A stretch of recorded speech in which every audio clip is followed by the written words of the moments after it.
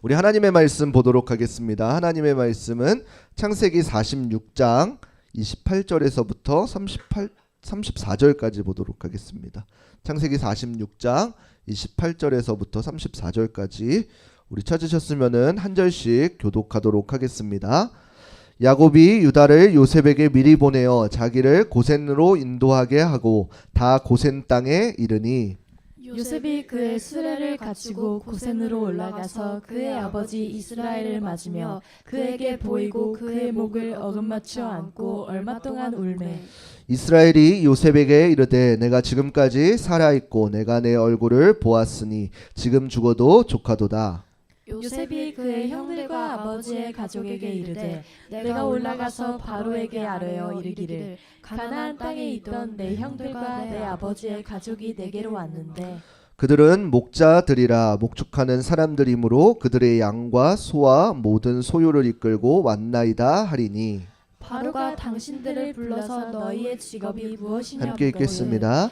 당신들은 이르기를 주의 종들은 어렸을 때부터 지금까지 목축하는 자들이 온데 우리와 우리 선조가 다 그러하니이다 소서. 애굽 사람은 다 목축을 가증히 여기나니 당신들이 고센 땅에 살게 되리이다. 아멘. 오늘 본문의 말씀을 가지고 새로운 살 길이라는 주제로 함께 말씀을 나누도록 하겠습니다. 우리 옆사람과 인사하도록 하겠습니다. 사랑하고 축복합니다. 예, 너무나도 잘 오셨습니다.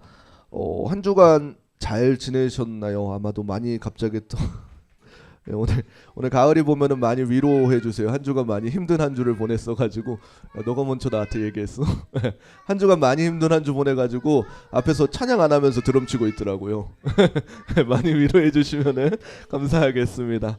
예, 아마도 한 주간 각자의 자리에서 최선을 다하시느라고 고생 많으셨습니다.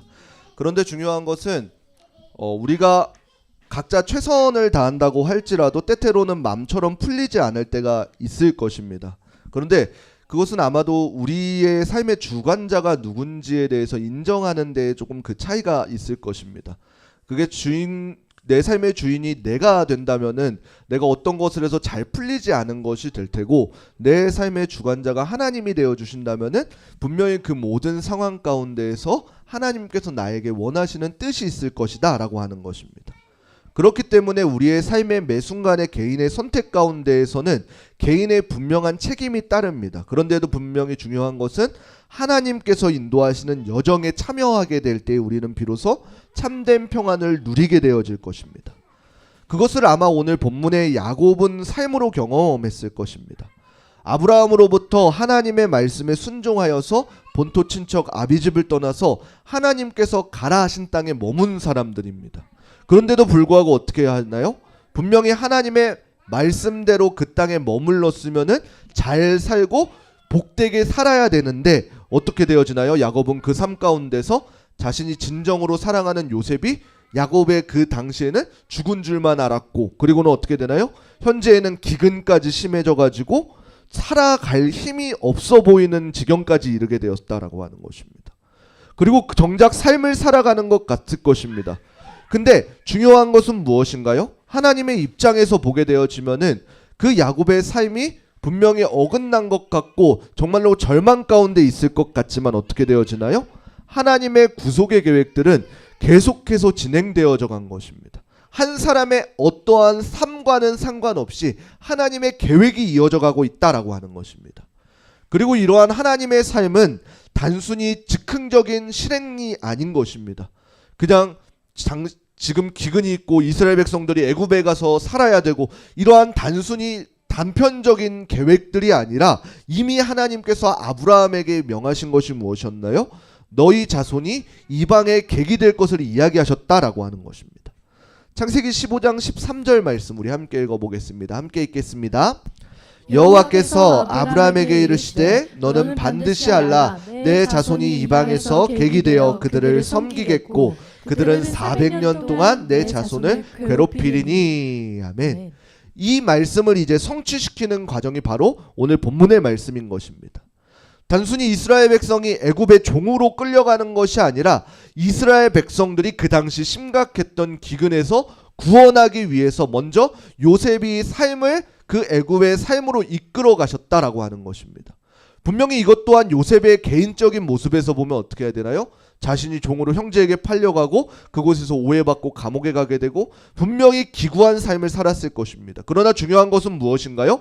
그렇게 됨으로 인해서 이방 나라의 한 소년이었던 사람이 그 당시에 강대국이라고 하는 애굽의 총리가 되기까지 그 어느 것 하나 빗나감이 없었던 하나님의 인도하심이었다라고 하는 것입니다. 그래서 우리는 오늘 본문을 통해서 우리의 힘이 아니라 하나님의 인도하심이 우리에게 어떠한 새로운 살 길을 내어주는지를 말씀을 통해서 우리 함께 살펴보도록 하겠습니다. 오늘 본문에 앞서서 야곱은 이제 요셉이 지금까지 살아있고 애굽 땅의 총리가 되었다는 이야기를 듣고 놀랐을 것입니다. 그리고는 어떻게 되어지나요? 자신이 그 가나안 땅을 벗어나서 애굽 땅에 가기로 결정하는 아마 큰 계기가 되었을 것입니다. 창세기 45장 28절입니다. 우리 함께 읽겠습니다. 이스라엘이 이르되 조카도다 내 아들 요셉이 지금까지 살아있으니 내가 죽기 전에 가서 그를 보리라 하니라. 아멘. 그런데 이것이 야곱의 입장에서 보면 조금 어떡한가요? 그 애굽에 간다는 것이 어떤 의미인지를 분명히 알았을 것입니다. 단순히 그 전에 두 번 자녀들을 보냈었던 식량을 사오기 위함이 아니라 이제는 전 가족을 이끌고 그곳에 머물기 위해서 가는 것입니다. 그런데 이 야곱, 본문에서 나온 이스라엘에게 중요했던 것은 무엇인가요? 그 본토 친척 아비집을 떠났을 때에 하나님께서 명하신 그 땅이 그들에게 얼마나 중요한 가치가 있었는지를 모릅니다. 그런데 야곱은 어떻게 된 것인가요? 그 가치가 있는 땅을 버리고 가게 되어진 것입니다. 그러니까 그 야곱에게는 얼마나 큰 근심과 어려움이 있었겠냐라고 하는 것입니다. 단순히 내 아들 요셉이 살아있고 그 땅에 이제 그 땅에 이제 살 길이 되었으니까 거길로 가야겠다라고 마음먹은 것이 아니다라고 하는 것입니다. 창세기 46장 3절 말씀입니다. 우리 함께 읽어보도록 하겠습니다. 함께 읽겠습니다. 하나님이 이르시되 나는 하나님이라 내 아버지 하나님이니 애굽으로 내려가기를 두려워하지 말라. 내가 거기서 너로 큰 민족을 이루게 하리라. 아멘. 두려움에 떨고 있는 야곱에게 하나님께서는 이렇게 말씀하시는 것입니다. 너가 그 애굽으로 가는 것을 두려워하지 말라는 것입니다. 왜요? 하나님께서 원하시는 분명한 큰 목적이 그곳에 있기 때문인 것입니다. 하나님의 목적은 무엇이었나요? 그곳에서 큰 민족을 이루게 하는 것이 하나님의 목적인 것입니다. 그렇다면 이 기근과 그리고 야곱의 그 애굽 땅에 가는 그 선택이 단순히 즉흥적인 선택이었냐? 그것이 아니었다라고 하는 것입니다. 아까 읽었던 말씀처럼 아브라함에게 말씀하셨듯이 내 자손들이 이방의 객이 될 것이다 라고 분명히 말씀 가운데 약속하신 것입니다. 그런데 거기서 더불어서 어떠한 것이 있나요? 그들이 그곳 가운데 가는 것이 이유가 무엇인가요? 단순히 이스라엘 백성들이 실수하고 어떠한 잘못을 해서 가는 것이 아니라 벌칙적인 것이 아니라 하나님의 계획 가운데 놓여져 있었다라고 하는 것입니다. 그래서 창세기 15장 14절 이후에 보게 되어지면 우리 창세기 15장 14절 말씀 우리 함께 읽어보겠습니다. 함께 읽겠습니다. 그들이 섬기는 나라를 내가 징벌할지며 그 후에 내 자손이 큰 재물을 이끌고 나오리라. 아멘. 분명히 하나님께서는 하나님의 뜻이 있고 하나님의 때가 있고 하나님의 방법이 놓여져 있다라고 하는 것입니다. 그들이 애굽 땅에서 가게 되어진 이유는 무엇인가요? 그들에게 큰 민족을 이루게 하고 그리고 그 땅에 그들이 섬기는 신, 우상 숭배하는 그 신들을 벌하게 할 것이며 이거는 나중에 출애굽기에서 성취되어지죠. 그리고 그 다음에는 무엇이 되는 건가요? 너희가 그냥 나오는 것이 아니라 큰 재물을 이끌고 나올 것이다 라는 이 하나님의 약속의 말씀인 것입니다. 그런데 야곱 자체는 그것을 알았을까요? 몰랐을까요? 몰랐을 것입니다. 그럼에도 불구하고 어떻게 했나요? 하나님께서 야곱에게 마음 편히 그곳에 가라. 그리고 그곳에 분명히 목적이 있음을 알려주시고 그 마음을 평안케 해주셨습니다. 그리고 야곱은 그 하나님의 인도하심을 따라서 순종하면서 걸어갔다라고 하는 것입니다. 철저하게 그들은 애굽 땅에 죽으러 가는 것이 아니라 그들은 기근에서 구원하시려는 하나님의 계획 가운데 놓여져 있음을 우리는 기억해야 되는 것입니다. 분명히 야곱의 입장에선 그곳에 가는 것이 어려움이었고 고난 가운데 있을 것 같지만 하나님의 방법 가운데에서는 그것이 어떻게 되었나요? 이스라엘 백성들이 새롭게 살 길이 되었다라고 하는 것입니다. 그래서 그곳에서 그들을 보호하시고 그곳에서 번성케 하기 위한 철저한 하나님의 계획과 목적이었다는 것입니다. 그렇게 해서 이제 이스라엘 백성들, 그 야곱의 자손들이 그 애굽 땅에 가게 되어집니다. 그리고 요셉을 만나는데 요셉이 그 가족에게 한 가지 조언을 하게 되어지는데 그 조언이 무엇인가요? 나중에 이제 바로를 만나거든 이렇게 이야기하십시오라고 하는 것입니다. 창세기 46장 34절 말씀 우리 함께 읽어보겠습니다. 함께 읽겠습니다. 당신들은 이르기를 주의 종들은 어렸을 때부터 지금까지 목축하는 자들이온데 우리와 우리의 선조가 다 그러하니이다 하소서. 애굽 사람은 다 목축을 가증히 여기나니 당신들이 고센 땅에 살게 되리이다. 아멘. 요셉이 왜 그 야곱에게 이러한 조언을 했을까요? 분명히 그 고센이란 땅에는 어떠한 메리트가 있었을 것입니다. 왜냐하면은 조금 다음 사진 한 번만 띄워주시겠어요? 예, 보이시나요? 이 고센 땅이 이 애굽이라는 곳이 이렇게 넓은 곳이 애굽입니다. 그리고 가나안 땅은 여기고 여기서 이제 기근을 피해서 이렇게 고센 땅으로 오게 되어진 것입니다. 그런데 이 여정을 보게 되면 이 고센 땅이라는 곳은 어떠한 곳이냐면은 애굽의 중심지가 아니라 변두리 이제 이쪽 광야 쪽에 맞춰져 있는 국경 지역입니다. 그리고 이 당시에 애굽은 왜 발전할 수 있었냐라고 하냐면은 이 가운데 큰 물줄기 나일강이라는 것 때문에 수원이 풍족해가지고 농업을 많이 하는 나라였습니다. 그렇기 때문에 이곳에서 이제 자신이 이제 목축업을 했다라고 하면 어떻게 되어지나요? 이 고센 땅이 이제 목초지가 많은 곳입니다. 그렇기 때문에 여기에 아마 머물게 할 것이다라고 하는 것입니다. 또 한 가지 단서는 무엇이었나요? 이 애굽의 사람들이 성경적 표현으로는 어떻게 되냐면은 애굽에서와 같이 발로 물대기만 해도 자라는 곳이 아니다라고 할 만큼 너무나도 풍족한 수자원 때문에 하나님이 돌보시지 않아도 자신의 어떠한 노력으로 충분히 농사를 지을 수 있었던 땅이었던 것입니다. 그렇기 때문에 어떻게 돼요? 농사를 너무나도 잘 짓기 때문에 식량이 풍부하다 보니까 이 당시에 목축업을 한다라고 하는 사람들을 가증히 여겼다라고 하는 것입니다.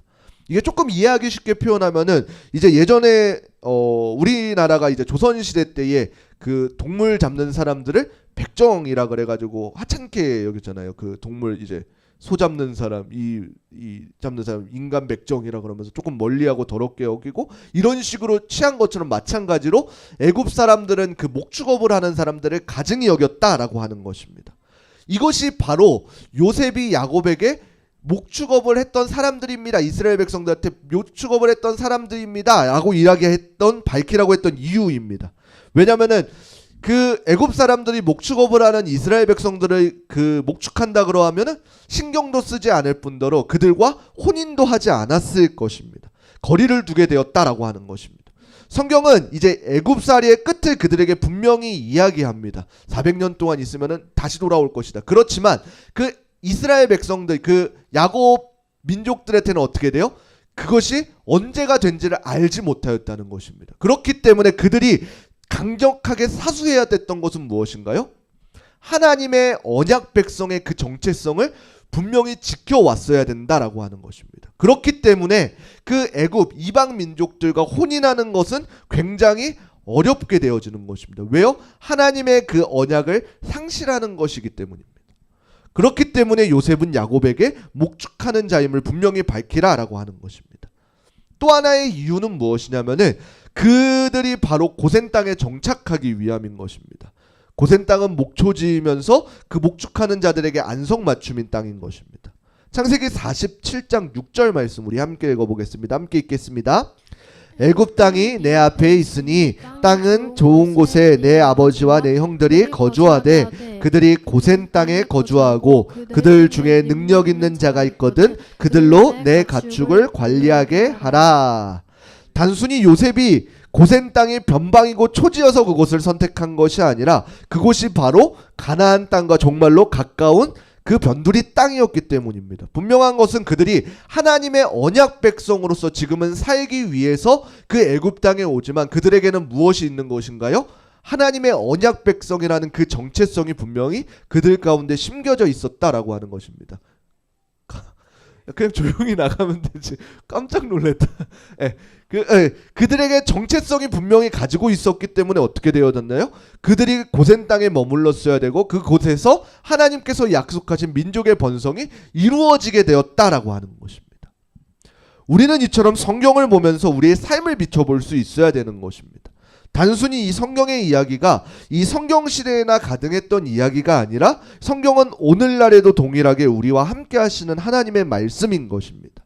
그래서 우리가 이 요셉의 이야기를 보면 더욱더 느낄 수 있는 것이 우리는 매 순간 우리의 삶을 살아가는 것 같다라고 느낄 때가 너무나도 많습니다. 그러나 중요한 것은 무엇인가요? 그 시간들이 모이게 되어지면 어떻게 되어지나요? 하나님의 시간이 되어짐을 우리는 느낄 수가 있게 되어진 것입니다. 요셉도 마찬가지로 자신이 매 순간 겪는 어려움마다 어떻게 되었나요? 절망했을 것이고 자신이 최선을 다함에도 분명히 무언가가 어긋나는 것 같은 경험을 했을 것입니다. 그런데 중요했던 것은 무엇이냐면은 요셉은 매 순간순간 자신이 할 수 있는 최선의 모습을 다하였다라고 하는 것입니다. 그리고 단순히 그것에서 끝난 것이 아니라 그와 더불어서 요셉과 함께 하시는 하나님께서 그를 날마다 형통케 하여 주신 것입니다. 오늘 본문에 나오는 요셉도 야곱도 마찬가지로 하나님의 뜻을 분명히 알지 못할지라도 그들의 마음 가운데에서는 무엇이 중심되어져 있었나요? 하나님의 뜻을 알기 위해서 최선을 다해 노력하였다라고 하는 것입니다. 그래서 우리도 마찬가지로 우리의 마음이 어디에 가 있어야 되냐라고 한다면은 우리도 마찬가지로 하나님의 뜻을 알지 못할 수가 있을 것입니다. 그럼에도 불구하고 우리는 하나님의 뜻을 알기 위해서 최선을 다하는 모습을 가져야 되는 것입니다. 마찬가지로 우리도 어려움을 당할 수 있고 고난을 당할 수 있고 절망 가운데 놓여질 수 있습니다. 근데 거기서 중요한 것은 무엇인가요? 그러한 상황 가운데에서도 하나님께서는 우리와 함께 계신다라고 하는 것입니다. 그리고 우리는 여전히 하나님께서 우리를 인도하시고 우리는 그 길을 걸어가게 되어지는 것입니다. 그렇기 때문에 우리는 하나님의 함께 하심을 경험하시기를 부탁드리겠습니다. 만약에 내게 하나님께서 동행함이 없다라고 생각되어진다면 가장 먼저 해야 될 것은 무엇인가요? 하나님과의 관계를 살펴볼 수 있어야 되는 것입니다. 그래서 그 하나님과의 관계를 통해서 그 하나님께서 원하시는 것이 무엇인지 나를 통해서 이루고 싶으신 것이 무엇인지를 발견하는 게 첫 번째입니다. 그리고 하나님과의 관계가 올바르게 형성되어져 있다라고 한다면 우리는 어떻게 되어야 되는 건가요? 우리의 상황 가운데에 하나님의 인도하심을 믿음으로 기다리시기를 부탁드리겠습니다. 그것은 분명히 고난 가운데 있을 수도 있습니다. 어려움 가운데 있을 수 있습니다. 제가 생각하지 못할 정도로 각 사람에게 최악의 방향이 놓여질 수도 있습니다. 그런데 중요한 것은 그럼에도 불구하고 하나님의 선하시고 온전하신 뜻이 무엇인지를 우리는 분별할 수 있어야 된다라고 하는 것입니다. 오늘날의 우리의 삶이 여전히 하나님께서 인도하시고 계심을 믿는다면은 우리의 어떠한 상황에 우리에 집중하는 것이 아니라 그 상황 가운데 함께 하시는 하나님께 집중할 수 있는 믿음이 있어야 된다라고 하는 것입니다. 그래서 우리의 상황이 어그러져 있을지라도 혹은 우리의 상황이 잘 풀리는 상황 가운데 있을지라도 그 상황과 상관없이 하나님께서 지금 나에게 원하시는 것이 무엇인지를 매 순간 초점을 맞춰야 되는 것입니다. 그렇게 되어지면 어떻게 되어지는 것인가요? 우리가 찬송가에도 놓여있듯이 그 어디나 하나님과 함께하는 하늘나라가 되어지는 방법이 바로 거기에 있는 것입니다. 내 생각과 내 뜻으로 살아왔던 것을 내려놓고 하나님께서 원하시는 것이 무엇인지를 발견하게 될 때 우리는 어떻게 되어지나요? 나는 안 될 것 같은 이 길들이 하나님께서 원하시는 새로운 살 길이 우리에게 되어질 것입니다. 우리는 때때로 고민합니다. 이쯤이면 된 것 같은데 분명히 하나님의 말씀을 순종한다고 하고 이쯤이면은 하나님께서 일하실 때가 된 것 같은데 라고 생각할 때가 있습니다. 그런데 하나님의 시간은 나의 시간이 아닌 하나님이 계획하신 방법 가운데 일하신다는 것입니다. 우리가 비록 그 기다림 가운데 막막하고 초조할 때에 우리 가운데 필요한 것은 무엇인가요? 바로 하나님과 동행하는 것입니다. 그래서 매 순간 기도를 통해서 내 생각이 아니라 하나님의 마음이 깨닫게 되어지는 것입니다. 그리고 그 뜻에 순종케 되어질 때에 우리는 하나님께서 우리에게 새로운 살 길을 열어주게 되어지는 것입니다. 저는 우리 흐르는 교회 성도님들이 하나님과 동행하는 성도님들이 되시기를 소망합니다. 고난 가운데 있을 수 있고 어려움 가운데 있을 수 있지만 그 환경에 눌리는 것이 아니라 하나님의 일하심을 기대하면서 그리고 그 가운데 하나님께서 주시는 새로운 살 길을 누리면서 살아갈 수 있는 우리 흐르는 교회 성도님들이 되시기를 주님의 이름으로 축원합니다.